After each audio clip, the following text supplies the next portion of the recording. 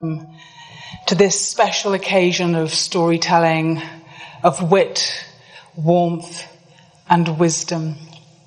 It's absolutely fabulous to see the hall so full. It's been a while since COVID that so many of us have got together, and it's great that on this blustery evening you've made your way here, so thank you so much. And if you're here for the first time, a special warm welcome to you. You are at the International Coordinating Office of the Brahma Kumaris, which is a spiritual organization founded over 80 years ago in India. And it's very much been teaching the philosophy, the practice, the principles of Raja Yoga meditation, which is a form of meditation that enables you to become the most empowered version of yourself. Enables you to connect to that deep part within and connect to the one above. And really bring that practice into your everyday life. So this evening is an evening of storytelling, of nourishing the soul, enchanting stories from a man of wisdom, who I'll be introducing you to in just a moment. But before I do, I thought I would share a little story of wisdom of my own, just a short one. There was once a farmer who was experiencing quite a few problems in his life, and he decided to go and seek out a wise man that he'd heard good things about. And he went up to the wise man and he said, "Wise man, I'm having a few problems." And the wise man looked at him. "Tell me," he said. "I'm a farmer and we've not had any rain this year and it looks like the crops are going to fail. And I'm worried about how I'm going to feed my family." The wise man looked on. "And last year we had so much rain that all the crops were washed away and we weren't able to feed our families. And wise man, I've got a lovely wife and I do truly love her, but sometimes I find her really annoying and I just don't know what to do with her. And we've been blessed with children, but often the children don't do what they're told to do and it drives me mad. And I have a really comfortable bed, but sometimes I toss and turn all night worrying about my problems, that I just don't get any sleep. And sometimes," and the wise man said, "Can I just stop you there? I'm afraid there's nothing I can do to help you." And the farmer looked at him and said, "Why is that?" And he said, "Well, because every time you tell me about one problem, you've hardly finished and you start telling me about the next problem. And in our lifetimes, every human being has 83 problems. And in a moment, not in this day, but maybe the next day or sometime, your family may become ill and they may die. And you may one time have to face your own death, and that will also be a problem to you." And the farmer said, "Well, if you can't help me, then what was the point in me coming to speak to you?" And the wise man said, "Well, maybe I can help you with your 84th problem." And the farmer said, "My 84th problem? What's that?" And the wise man said, "Your 84th problem is that you don't want to have any problems." And the farmer thought about it and saw the error of his ways and went off and lived a very contented life. So I'm going to introduce you in just a moment, but before I do, there's just a few housekeeping things that we need to just tell you about. First of all, the toilets, they're at the back if you want to use them. There's drinking water out there as well. Also, if you wouldn't mind to just switch off your mobile phones or to put them on flight mode so that we don't get any unexpected interruptions. We're not expecting any fire this evening, so if you hear the alarms, then do please be guided by the ushers, the ones in blue sashes, who will guide you safely out of the building. And also just to let you know that we are going to be filming this evening's program just for our own purposes, to use on our own channels and for future communications. But it will only be from the backs of your heads. But if that is a problem for you, again, do please see the ushers, and they will guide you to seats that you won't be caught up in the film. So tonight I'm so delighted that we have our very own man of wisdom with us this evening. Brother Brij Mohan was only 21 years old when he came across the organisation and met the founder of the organisation, Brahma Baba. And for the next 16 years, Brahma Baba very much took Brother Brij Mohan under his wing and guided him and inspired him in all the ways of spiritual endeavour. And if you have been to events in this house before, very often it will be a sister who is giving the talk or is on the stage conducting the meditation. So it really is a special treat to have a brother, and not just any brother, but the most senior brother, the most senior yogi in our organisation. He's been practicing this path for 70 years now and has become a real fountain of wisdom. He is currently the additional Secretary General of the Brahma Kumaris, and the last time he came to London was in 2004. So it really is a long overdue visit, and we're delighted that he's going to be with you all tonight to share his own stories. So, ladies and gentlemen, please put your hands together and welcome Brother Brij Mohan.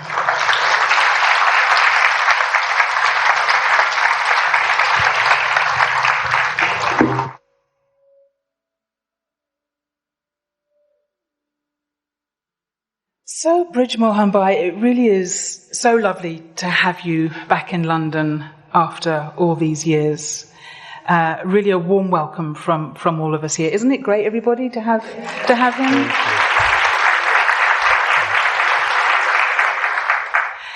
And I was very impressed when you arrived. You even remembered what you had spoken about when you were here in 2004, which is quite impressive at the age of 90, wouldn't you say?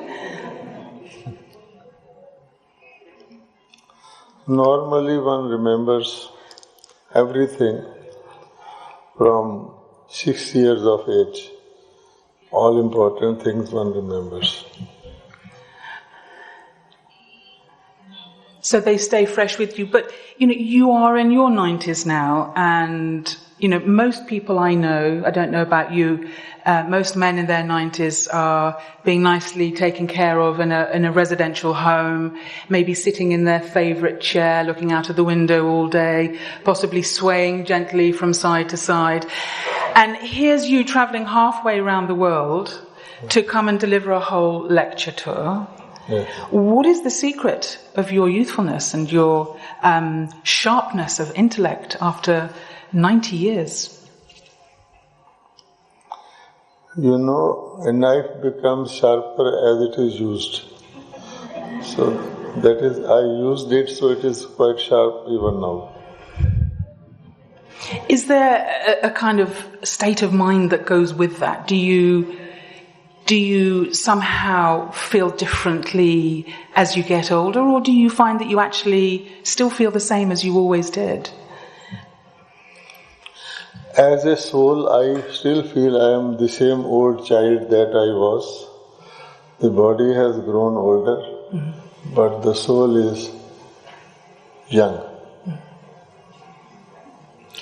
So thinking young keeps you young. And what about the story I told of the farmer with so many problems?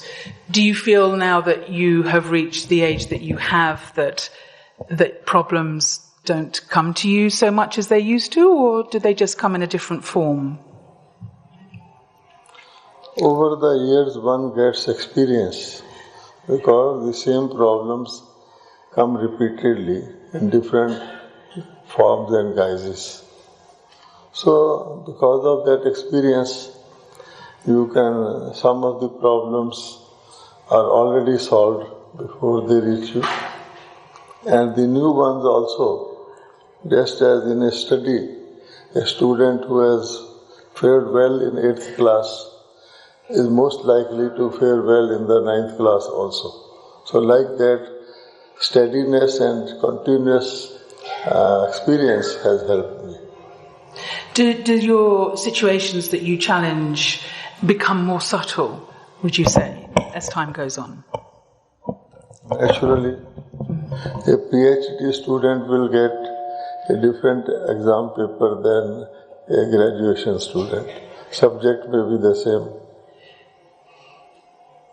And I know that in traditional Indian society, people's lives go through different phases and stages of being the student, the bachelor, and then the householder. And usually it's only when you get to later life that you devote yourself to spiritual practice and maybe take up some new teachings. And yet for you, it has been your life since the age of 21. How has that been for you, being on a disciplined path like this for so many years? You see, that is what was laid down by our sages and seers. They divided life into different parts. But that was only illustrative. And these days when we are not sure about our lifespan, anything can happen to anyone. So those things don't work. So now everyone wants to experience everything right now. A young person will want to experience everything that he would throughout his life. He is not sure. So he may live that long or not. So those prescriptions do not apply today and differs from person to person. Many young people are intellectually, spiritually become aged and old, and others don't. It depends. Depends on the individual. Yes. For many of us, finding nourishment in today's world has become a problem, another problem. Because there just doesn't seem to be any depth to anything. It can look superficially quite attractive from the outside, but when you scratch the surface, it's actually quite shallow and can feel quite empty.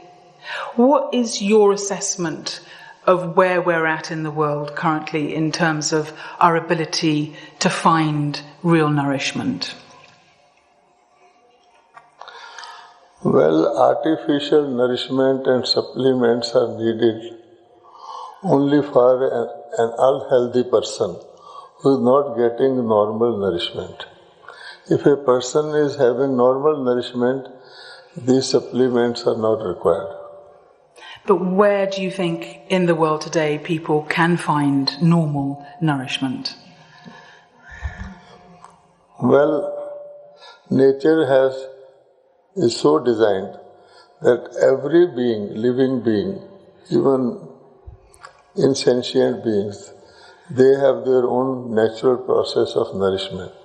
They do not require any artificial nourishment. You see all the birds and animals, even the plants, they don't require. When they come in contact with humans, so they will be different now. If you have a pet dog, he will get diabetes and everything because he is not living the normal life of a dog. Similarly, our life has become abnormal, and now abnormal is normal today. So therefore all people require some sort of nourishment or the other. And, we can very often think that the advancements that we have made, say with health and medicine, the operations that we can perform, or because of the technology that is so sophisticated, and now with the AI that is coming online, it can seem as if there is a lot of attraction and nourishment coming from all of these things, and yet the inner experience can very often leave you feeling empty. When one is starved, one looks for nourishment in anything and everything. Actually, how a child grows, A small child, how much outside nourishment it requires and gets. Only little bit of diluted milk, but it is fondled, it is made to jump and laugh, so it grows. And when we are grown to our capacity, then we don't grow even a centimeter more. But we have the illusion that if I eat more, if I do this, I have these things, nicely labeled things are available in large numbers in the world. And sometimes they add the word natural also to attract you. So actually, those things are not required. And you will find anyone who looks light, smart, active, physically and mentally, that will be the person who is using the least of these things. So sometimes less is actually more. Yes. What would you say, looking back over your years, has been your own source of nourishment? First of all, let us decide what type of nourishment we are talking. Is it physical nourishment, spiritual nourishment, nourishment of the mind? So we will proceed on those lines. So I guess soul nourishment really would be Soul's the question. Yeah, nourishment for the soul. The nourishment of souls in single word is happiness.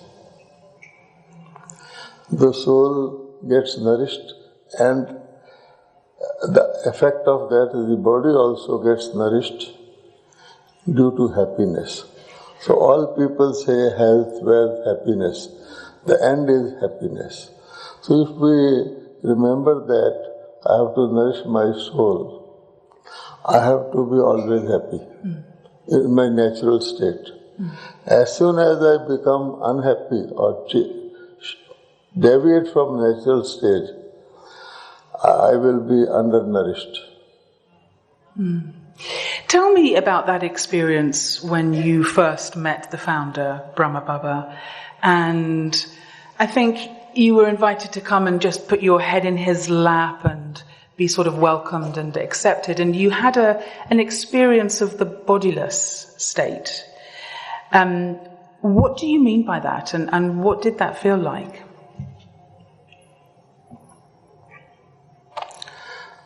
It is natural that in this world you do not come in contact with people accidentally or suddenly. There is some cause or purpose behind it. So each one, as they say, birds of the same feather flock together. So each one naturally deviates and diverts towards what is the likeness or commonness between the two. It is natural. So, it so happened that I was born to parents who came in contact with Brahma Kumaris. And as their child son, they took me there and I went there naturally. And this is how it started. Because I think at the time you were a student and not necessarily showing any signs of becoming a great yogi in your future life. I think there's a story of you going to a temple and getting confused between making a financial donation and taking a financial donation. So you weren't taking, things that seriously. But there was obviously a seed in you that Brahma Baba saw and nurtured. How long did it take before you began to see yourself in that same way? Well, a jeweler knows the value of different gems. So it is Brahma Baba and jeweler cuts those into diamonds and all that. Now, coal is also carbon and diamond is also carbon. But if you burn coal, you will have lot of ashes. And if you burn diamond, you will have no ashes. That is the purest form of carbon. So Brahma Baba, the founder, was a jeweler, otherwise also in the worldly sense. So he had lot of knowledge about gems and stones. So whosoever came to him, he could see that how Brahma Baba could carve that being into some precious stone. So like that, so it was for him. And then he was also guided by Shiv Baba, who is the dealer only in human gems, souls, make them shining jewels. So like that the process naturally went on. I didn't know anything, I didn't do anything. But naturally it happened. In India they say how Shiv Linga is made. Shiv Linga is a rounded stone. So they say the stone, when it passes through the river and then it gets rounded off, all the edges are gone and then it naturally becomes rounded off to the shape of Shiv Linga. So they pick it up for worship. Same is the thing, our edges are rounded off, smoothened, and then the inner being can be seen felt by ourselves and also seen by others. So you're mentioning there Shiv Baba, which is a name for the divine, for God. How would you describe your understanding of the nature of the divine at that time, and how did it change over the following years? Well, one thing is understanding. The real thing is experience. Naturally, you have to have elementary understanding of your destination and the way to that. But mere understanding is intellectual. If I am given understanding how a cake tastes and smells, I can have intellectual understanding.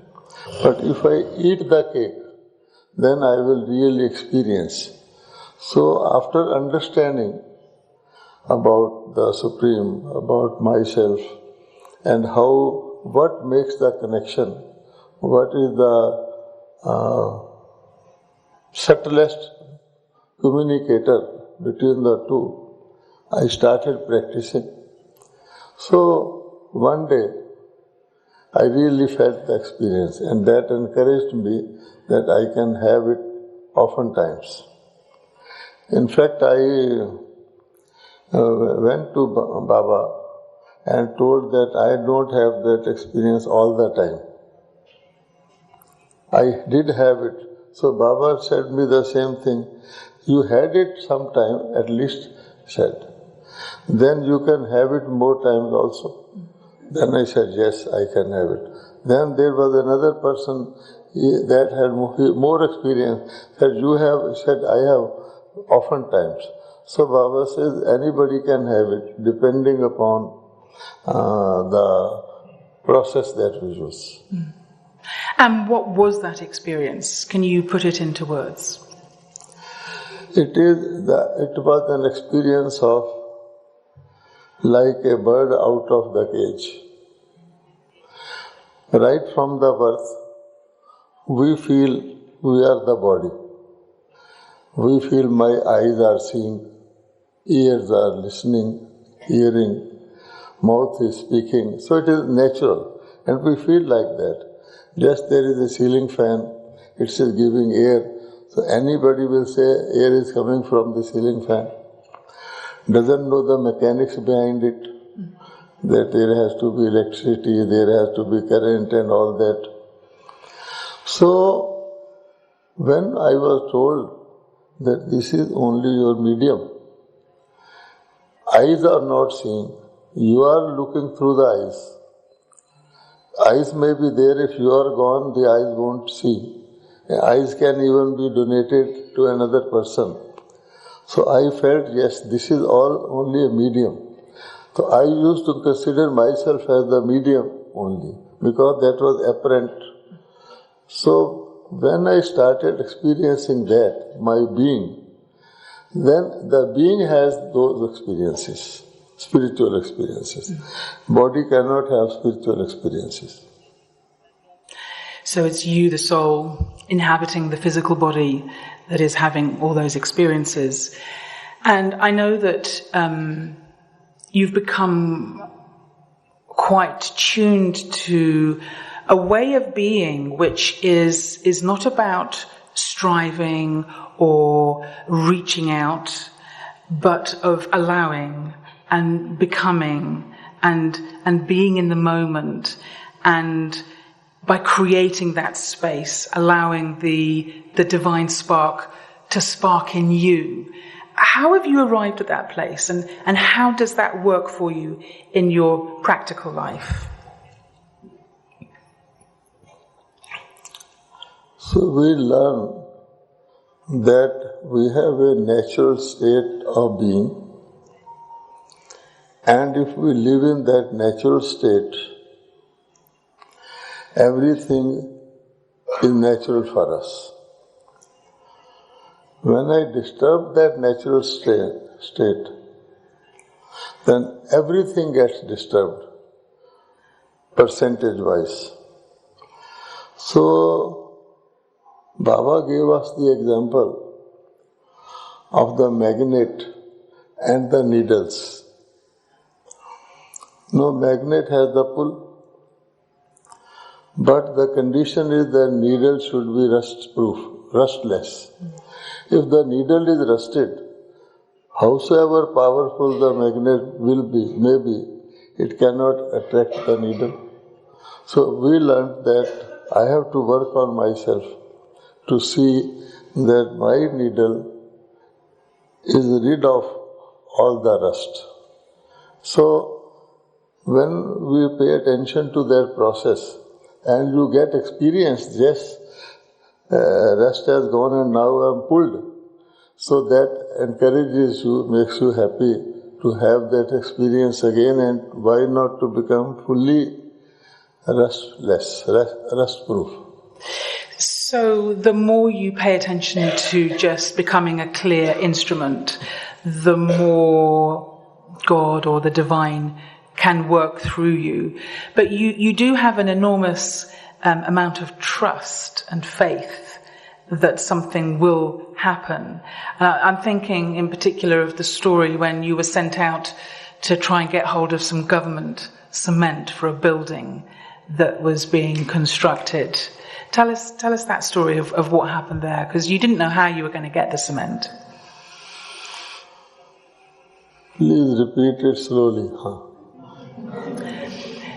When you were constructing a building, you were asked if you could find some cement for the construction of the building. I see. And you set out with faith that it would happen. Well, blind faith does not work. If there is some reasoning and logic behind the faith, that is confirmed faith, that gives you conviction. And if you have got firm faith in something which has higher power, then you can get help also from that source. But the faith should be firm and not half-baked. Halfway through you may say, no, it will not happen, and like that. It should be firm. So therefore, that is the situation. Now, the Supreme Being is Supreme Being because Supreme Being knows about the three dimensions of time of everyone, the total creation, because Supreme Being is the creator. So Supreme Being knows my future. I do not know about my future. It may be bright or it may be otherwise, but I do not know nothing about my future. But Supreme Being knows. So if you are doing your own work, if I was to construct my own building, then Supreme Being would come and guide me, because I have to use my own intellect, own resources, my own karmic account will play. But that was a big construction of The first big auditorium, universal peace hall of the Brahma Kumaris. The first one ever constructed. Earlier there was the headquarters and there were small halls, but not a auditorium for public attending. So for that they required lot of cement, 120 tons of cement. And in India cement was rationed. There was quota system. A very small quantity was distributed. So I was in Delhi, capital of India. So I was assigned the job to get 120 tons of cement for that hall. So I narrated that story because it actually happened. So I found out the address of the cement controller, went to his office. That person was not known to me, but about my age. So he asked me, yes, what can I do for you? So instead of answering that I require cement, I got an intuition to ask him, to which city you belong? So he said the same city as mine. And that could be accidental, incidental. But then again I got the touching to ask him, in which school you studied? And he said the same school. So therefore, it was interesting. Then we shared the names of the teachers of those days. And in 2 minutes we became very intimate. We forgot who is he, who am I. We were in our childhood. And he was not my classmate. He was 1 year ahead of me, one class. Finally asked me, what is the requirement? I told him. So there were so many hurdles. But because of that, he gave us 120 tons of cement. And not only that, kept on giving cement to the Brahma Kumaris till it was decontrolled. So now I only told that who knew all this about me and him? Only Almighty. So what do we draw from that? That we in our lives need to stop feeling like we have to control things and make things happen, but rather develop a faith, an intuition, a trust that guidance will be there at the right time. You see, it is natural.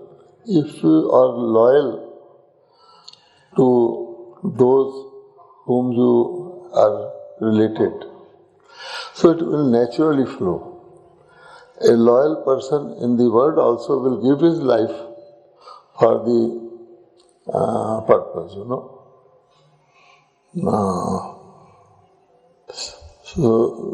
And that person will have no say of his own, not using his own intellect, like an agent, like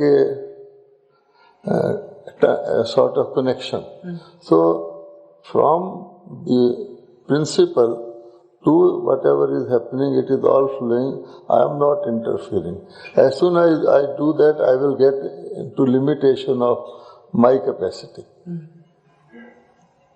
So how does that affect your sense of achievement and of becoming somebody and something?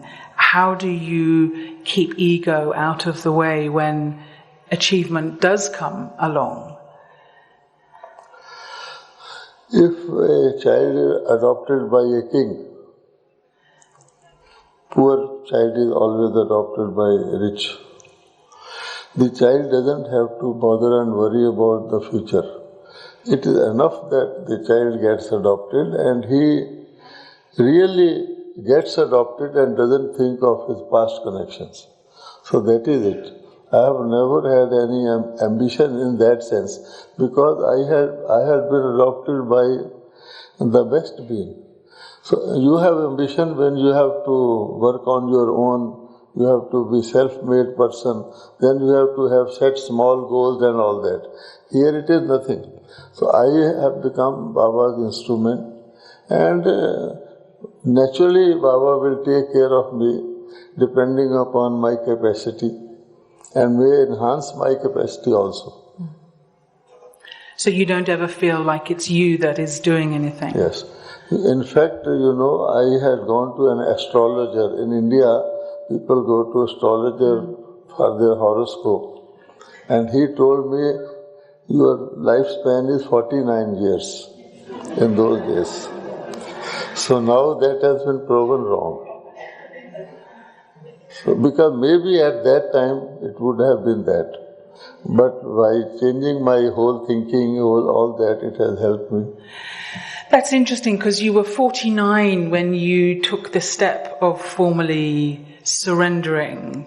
That's a word that we use in the organization where you become a full-time practitioner. You were 49 when that happened. I wonder if that's what the astrologer picked up on. Again, you have spoken very fast. How old were you when you surrendered, when you became a full-time brother within the organization? You were 49. I think 42 years of it. Or was it 42? I was wondering if the astrologer could see that you were going to, in a way, end one life and begin another life.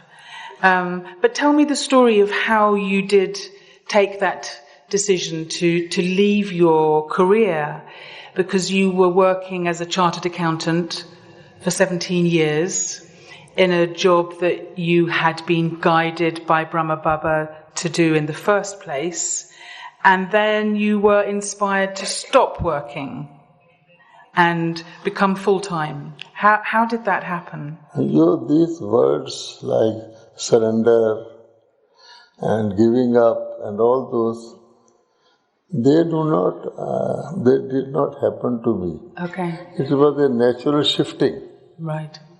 And it was very easy shifting because all the time I was giving up something for something better. Yeah. So I never felt any feeling of surrender, this and that.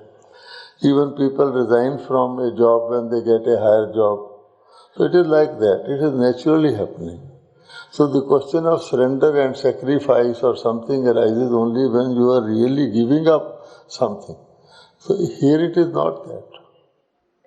Here when you get spiritual fortune, which takes care of your everything, your health, wealth, happiness, and not for this particular lifespan, but forever. So you cannot have calculations or do these things. So it is easily done. Why people are afraid of death? Why people today are afraid of death? Death is sure to happen, as sure as death, they say. But it is going to happen. So instead of being prepared for that, they want to avoid the word death. And it is good that it happens suddenly, because otherwise you will be dying before death if you know the time of death. So, but still, why people are afraid of death? What actually is behind that? What do you say? I would say fear, maybe fear of the unknown. Fear of losing. Yeah. Fear of losing. Yeah. Because all that we consciously think is me and mine. On death, that is gone. So there is fear. And if you are assured by an insurance company or so that you will lose nothing, we will give you better returns than what you have got, then what? That's a good deal. Good thing. So that is the thing. Actually, the seed of any tree or any seed contains everything of the whole growth. Okay? But in nutshell, it is insignificant. Nobody will give importance to the poor seed because it has no color, no smell, no taste, nothing. But that seed becomes instrumental for growing the whole big tree. The tree has to dry out because anything that is born has to be end. And when the tree dies out, do you think the tree is dead?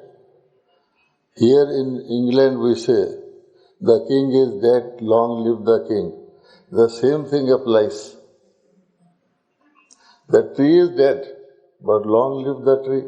Similarly, this body is dead, but long live so many bodies. The soul is alive, the seed is alive.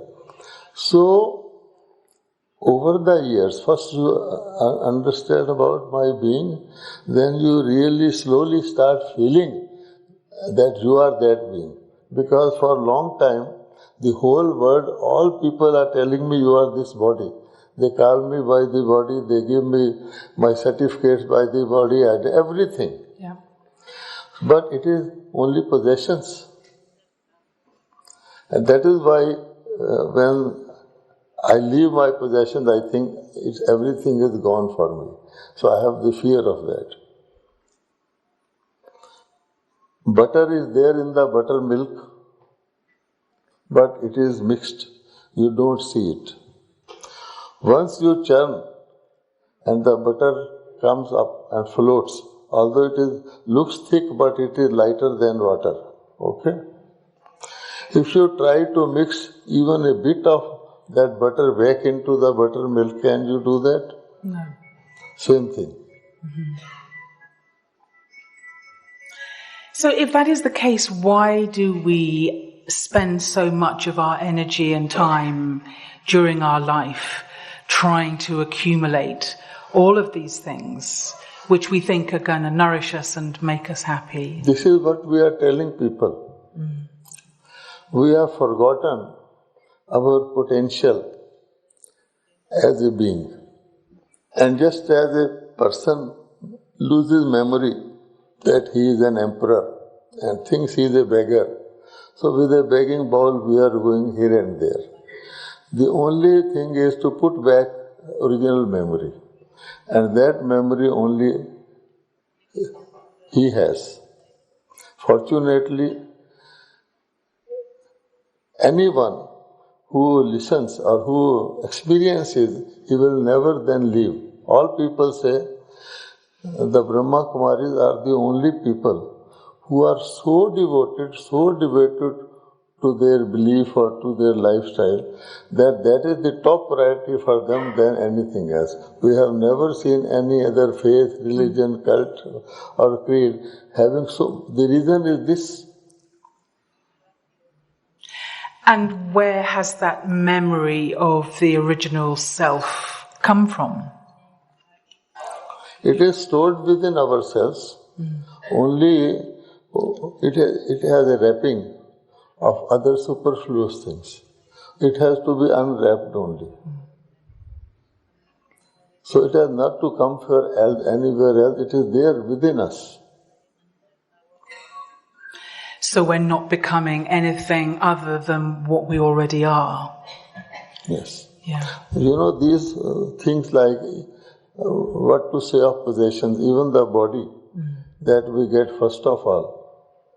People get different bodies, different parents, different situations. On what basis? They don't make any effort to be born wherever they are born, and they are born in different conditions. So there must be some system for that.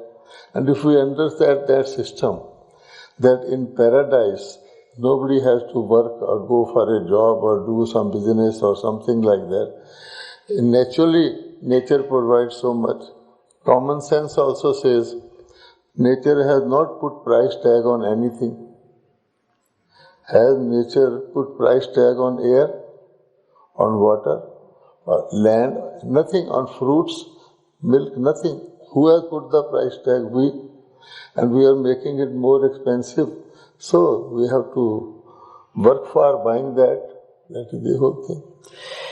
So all of these things are God-given in a way. Yes, nature-given. Let us, people Nature may given. not understand God-given. Nature-given.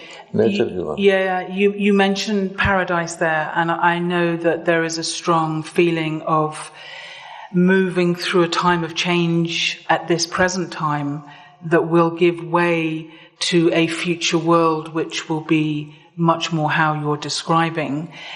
What role does this understanding of paradise play in your life in a practical way?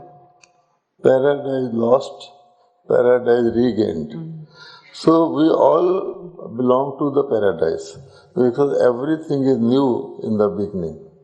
So we came from heaven to heaven and we have made hell out of it.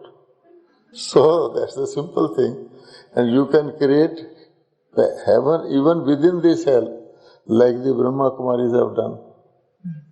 So simple. They don't run after things which other people run after. Things run after them. You have just turned your back. Can you say a bit more about turning your back? You see, if you chase your shadow, you will never catch it. You turn your back, shadow will chase you. Otherwise, there is a staircase. It depends upon whether you are climbing up or climbing down. So the next step you are climbing down will be down only. Yeah. You can't have anything else. And if you are climbing up, the next step will be up only. So simple. The moment one starts thinking, I am chasing something, then one becomes a beggar. That is why they talk of self-respect, self-esteem, but they think that necessities of life, these things are most essential, and after that only I will think of my self-respect. It is not so. Self-respect will bring all those things, just as happiness brings health and wealth. There is a saying that there can be no better diet than happiness. Even doctors will tell you happiness changes all the hormones, all the systems in your body. When you are happy, actually you don't care for anything. I am very happy, I am walking down the street, somebody hits me, say sorry, I say, it's okay. And supposing I am very sad, I have lost my job or lost something, the same person strikes and says sorry, then I will not say no. I will say it is daylight, don't you see such a big body? Why you have struck me? It's happiness, isn't it? So that is the thing. Happiness is the greatest diet. Happiness is the greatest treasure. Wealth also. If you have happiness, you don't need anything else. So it is happiness to health and wealth, not other way around. So this is the thing.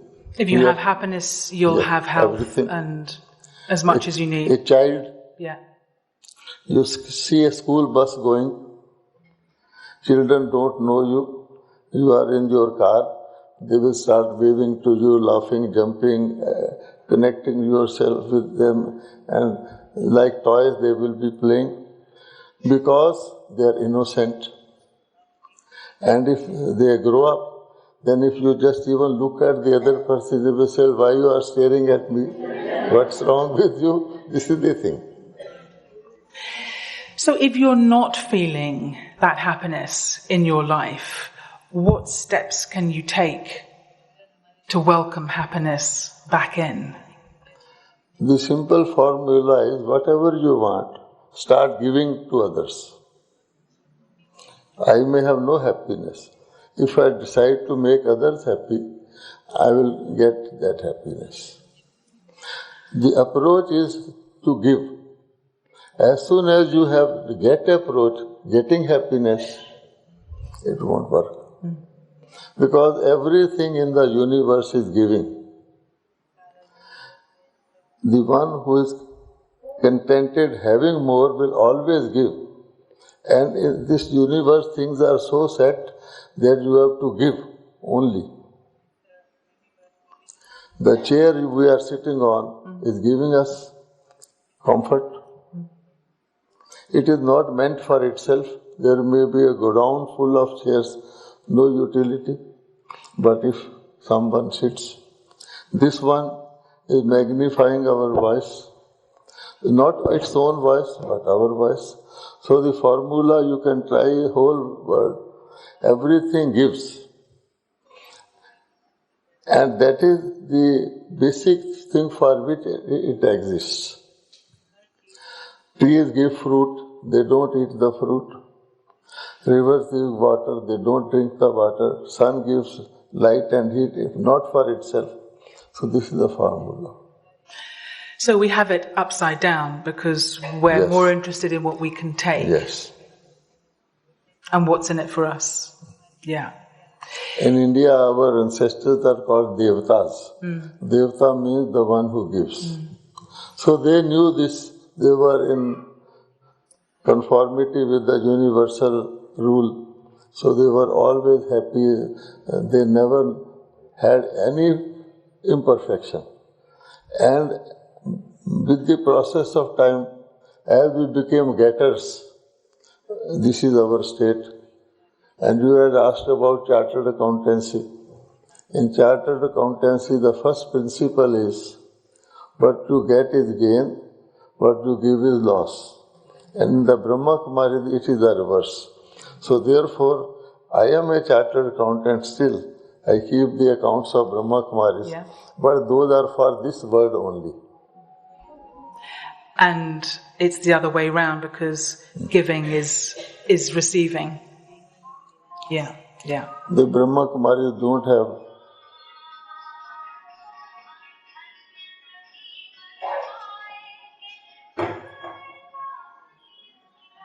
little reminder to come back into meditation there.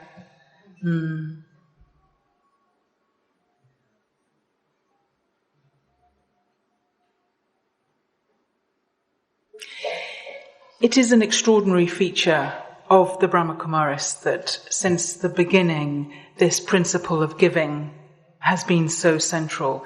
Giving with no expectation of receiving. And all the teachings, all the courses are all given free of charge.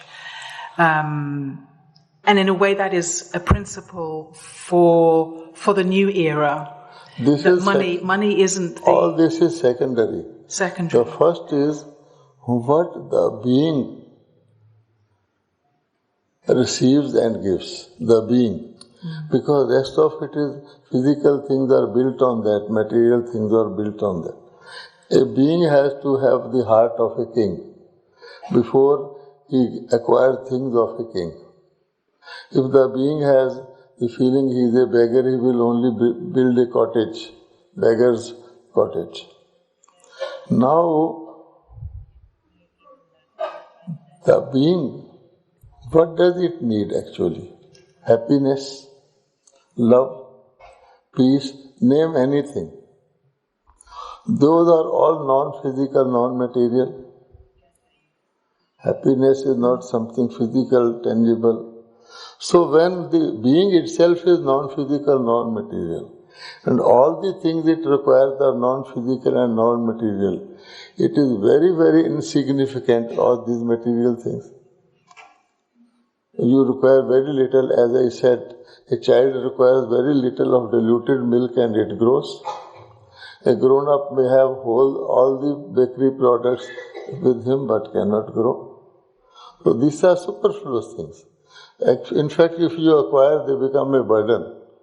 Just in the body, if you put more sugar, it becomes a burden. So you have to spend energy to get rid of it. Then why acquire? When everything is in proportion, even our body also, we require little magnesium, very little, but it has to be there. So if I think that I have more magnesium, I will become healthier. So I'm on the wrong side. So natural, everything will be eliminated and you will have to spend time and energy on eliminating. Why acquire in the first instance? Is everyone convinced of this, that the desire to acquire is actually going to take you further from your real happiness? Show of hands? Yeah, that's at least half the hall. We need to hear your message more because... Other half will also raise their hand when they understand it later on. Okay, we've got to work a little harder for the other half. It does make you stop and think that we spend our lives chasing these things. But as you say, they're material things and for the material body. But they're never going to truly nourish us because the nourishment that we seek is a soul nourishment, which is to do with the soul and things that are non-physical. And I'm just really realizing that in this moment, that the things that we really desire are happiness, peace, contentment. We are starving our souls for the sake of our possessions and belongings. Yeah. As a result, there look plenty, but there is scarcity around with plenty around. So this is the thing. So all the souls are starving. That's why you will find they will seek a little bit of joy here, in some visual joy, some joy in eating, but that is only momentary. Because from one joy to another, they have to shift, and in between they have to work hard for their so-called existence and living and all that. The birds never get a job. No animal requires to have a business. So where we humans have placed ourselves, we are the superior most of God's creation. Yeah. Tell me about the possessions that you have. The possessions? What do you own? I mean, clearly you're wearing a set of clothes now, and your hat, which is so much a part of who you are. Beyond that, what else do you have? Yes. I will tell you 4 basic principles which will give you answer to this. Because if I give you answer to this, there will be another question. So basic principles are, in this world, nothing exists for itself, which I have already explained.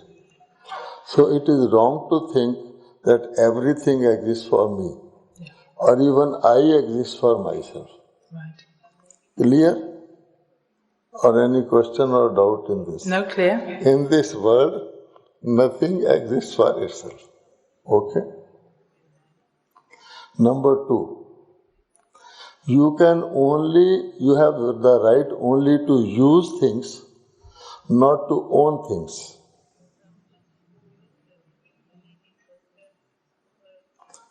I may be thinking I am owner of a big mansion or of these clothes or whatever. A person builds a big mansion, lets it out to a tenant. The tenant is using that mansion for all purposes.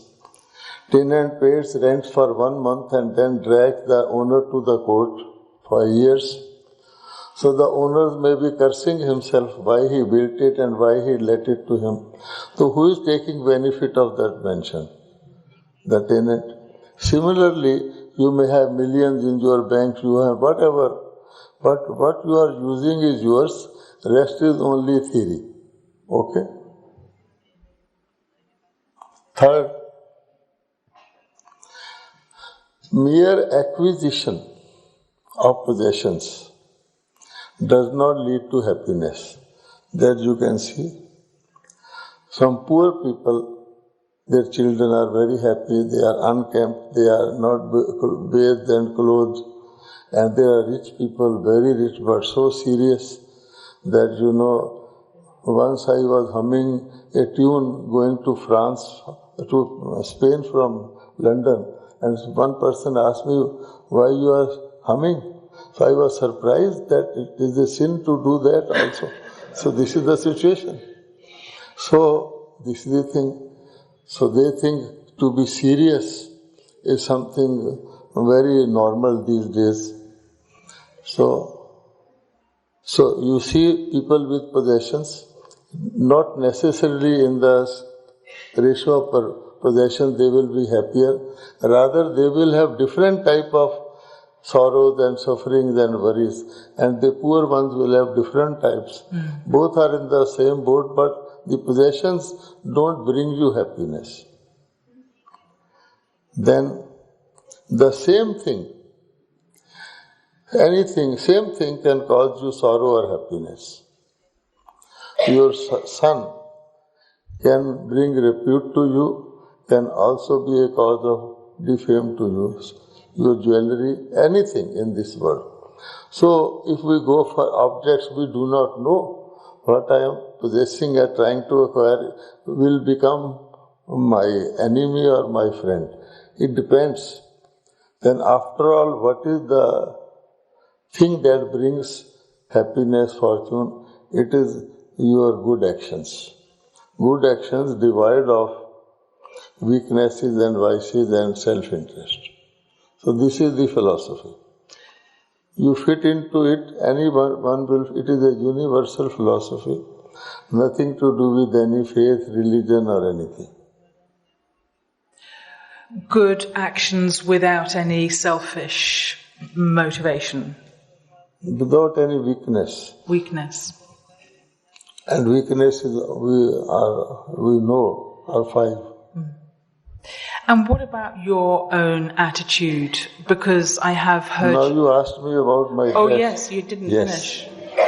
So, when you become a trustee, that you have been given something, more or less, whatever, but even that doesn't belong to you. So I have come to this center. I have got a room. You ask me such nice room, but I know I am only a guest here. So this is also, even the body, I am a guest. So this is also a part of the guest acquisition only. So you become trustee. As soon as you start owning, you will have the sorrow or happiness. In a hotel room, if somebody is digging a nail in the adjoining room, you will not be bothered. But if it is your own house, you have let out to your tenant, and he is putting a nail, you will feel it is putting here, not in the wall. That is the thing. So that was quite a long-winded way of saying you actually don't have the awareness of having anything, and yet you have full happiness. The whole world. You see, I think that this house and this dress and this car belongs to me. How about the rest of the world? All the trees, all the streets, all the roads, all the rainfall, all the stars. The government starts saying, this is our land, you have to pay tax. They do that. But all the oceans, everything is common to all. If you start relishing the weathers, many people go to places to see rainfall, to see snowfall, to see hot temperature. But when you get in your home, you start feeling that it has started raining. So if you value that, then you will see it is provided on your doorstep, everything. But we don't value because it is free. And when it is priced, we spend time, we say yes. A tourist will go to a place and start taking snaps of everything as if because he has come all the way, spent the money. And he may not see those pictures again throughout his life. This is the thing. very much food for thought, that we tend to make a commodity out of just about anything and everything and use it for profit, but then end up with nothing at the end of it. It's a huge lesson for humanity to learn at this time. They say count your blessings. Yeah. We would never count our blessings because those are countless. We start counting what we do not have. And only that is in our memory because we are dealing with that only. So that is the thing. We're going to have some questions in a moment. So if you have got any questions you would like to ask Brother Brij Mohan, do raise your hand, and there are some microphones that will come and find you, hopefully. Those of you who didn't put your hands up earlier, anyone ready to change their mind and accept this wisdom of not owning anything and in that becoming happy? Few more. No raising of hands is, because we are all grown up. So we don't feel like classroom students. We look around, if others are raising, we raise, and then we immediately bring it down also. We have raised or not raised, or we start shaking it. So it doesn't matter. Raise it in your mind. Minds. Yeah, yes. Yeah. Great. Do we have a question over here? Lovely. Thank you. Do please stand up. And just say your name as well. We just need some sound. There we go. Yeah, now? Yeah. Maria from Spain. Yes, I have a question. Normally now we have a lot of sorrow even in the families, job, a lot of problems, so many challenges. So, which are the secrets for maintaining our happiness in the middle of such an environment? Within the family specifically? Either the families or the friends or jobs or whatever. So. The list goes on. The point is that people set out thinking that these things are going to give them happiness. A new relationship works for a while, then it doesn't. A new car, nice for a while, it then gets rust. A new job, you then get overwhelmed with stress. When you're in this cycle of feeling unhappiness, it's very hard to break out of that. Well, when there are two people, both are under heavy debt,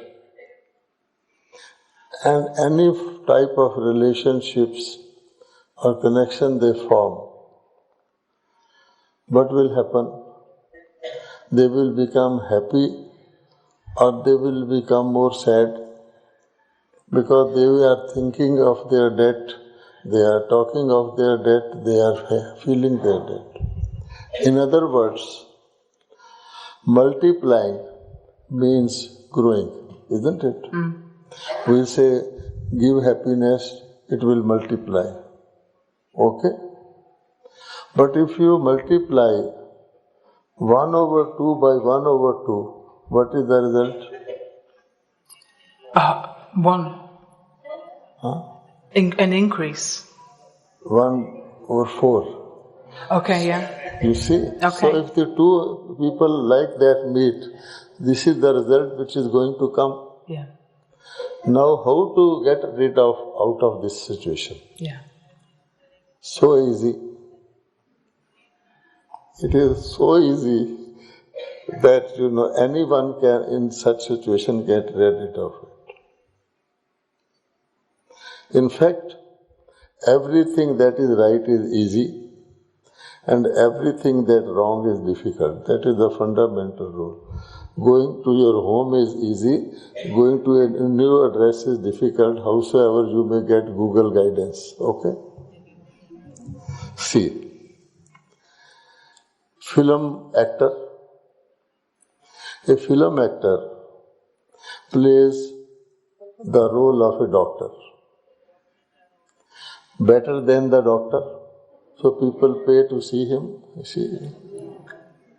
or the role of a patient will cry better than the normal patient. You pay to see him. Any role.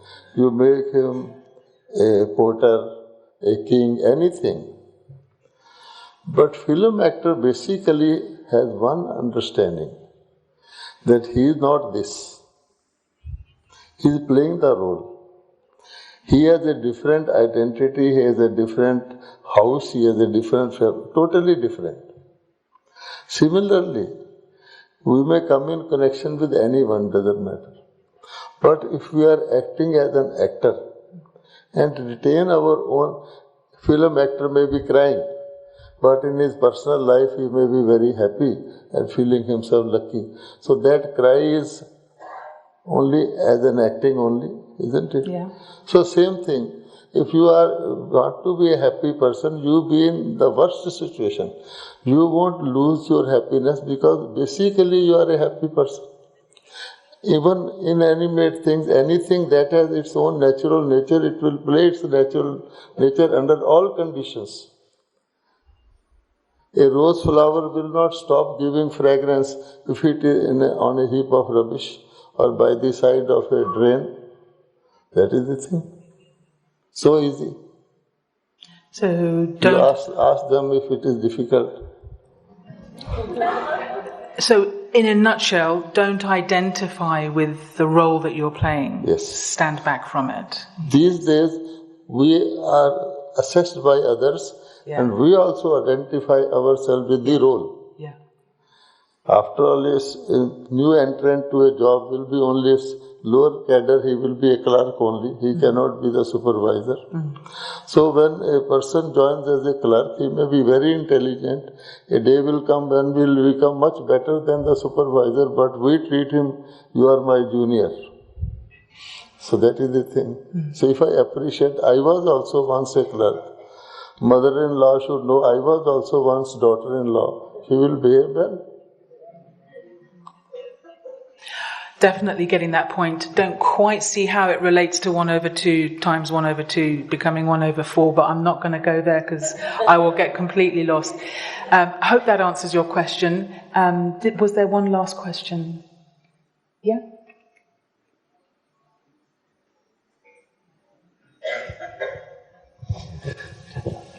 Yeah. I've been asked to stand up, so I'm stood up. Thank you. Welcome. Brother Mohan, you have chosen a life with good people, very fortunate for you. You see all the time those people who are attached to mobile phones, computers, houses, cars, actually causing their own grief. Put your mouth over the exhaust of a petrol car, see how long you last. Or put the phone to your head and see how much damage you do in the long term. The manufacturers tell you not to do that, but we don't read the small print. What advice would you give for making the world that little bit better?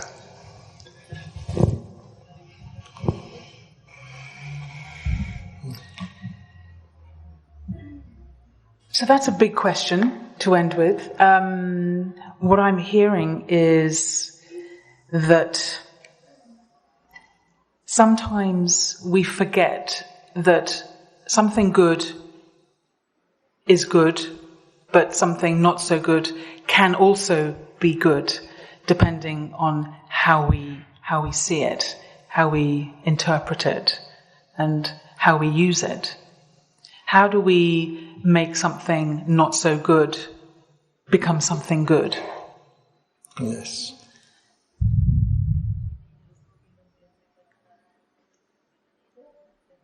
In India, there was a region, the rain did not fall for the whole year. So all the fodder became dry. And the cattle were served those dry fodder they won't eat it. So they put green goggles on the cattle and they ate that fodder.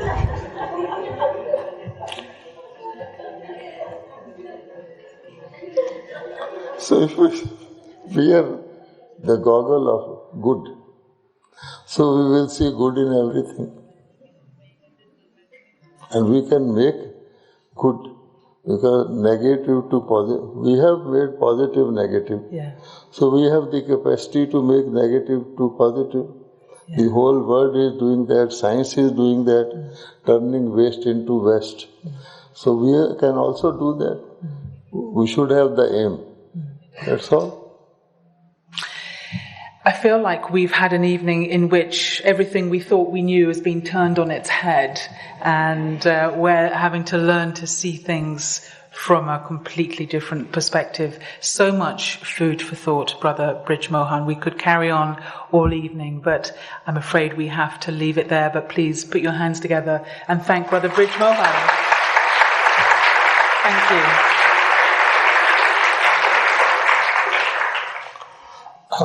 Half is lost when you clap. Just if you put the lid of the pressure cooker out, then all the gas goes.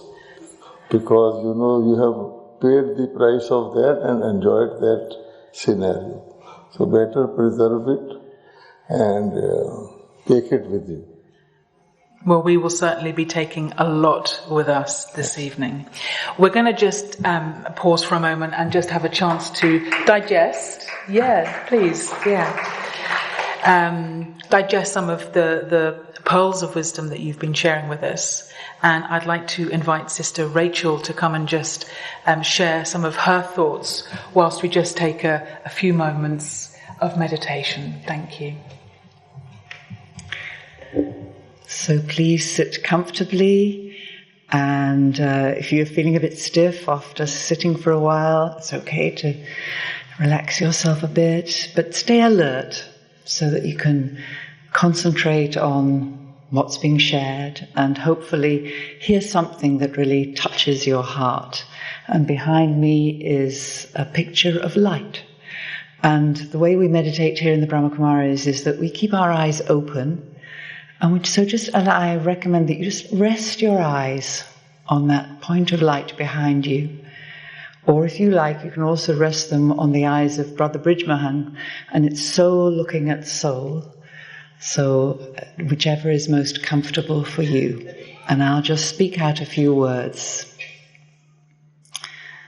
So first of all, it's good to relax, be completely relaxed, and bring your body and experience your body. Feeling still, feeling comfortable, quiet. So it's not demanding your attention at all. And instead you can focus on that light that is who you really are. You can't see it, but you can picture it in your mind's eye. A very powerful point of light in the middle of your forehead, in the middle of everyone's forehead. And this light, this spark of life energy, this consciousness is who we all really are.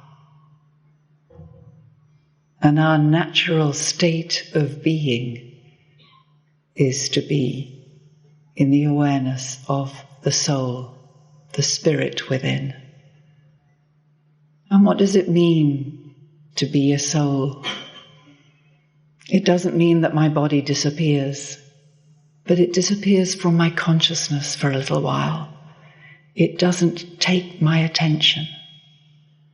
And instead, I focus on all the riches inside myself. The things that I'm actually looking for outside, but they're within me all the time. So I remember, because meditation is all about remembering. I remember the peace that is naturally mine. I remember the happiness and joy that is who I really am. I remember the love and generosity and compassion that come naturally to me because I am a giver.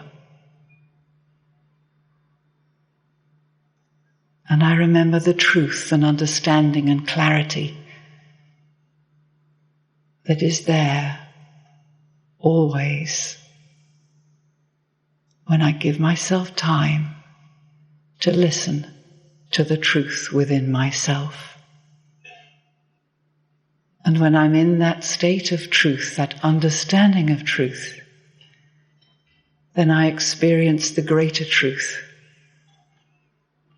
I experience the love and the power and the company of the Supreme Being, the Supreme Soul, in whose eyes and in whose love I become that most empowered form of myself. I come back to my natural state of being.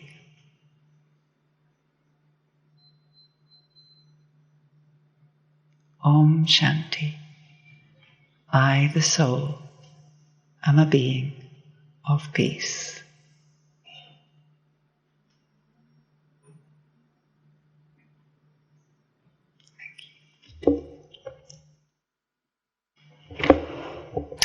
Thank you, Rachel, for that beautiful meditation. And thank you, Brother Brij Mohan, for a wonderful evening. We're so glad that you lived beyond 49. And may you have many, many more years, and at least reach the age of 104 that Daddy Janki has done. Thank you, Philippa, for facilitating this evening so beautifully. And thank you for those questions. I know there were few, but we could go on all evening, but unfortunately today, this evening has to come to an end. Thank you for everybody being in the background, making this evening happen. But thank you to you all for being here in person and filling this entire hall.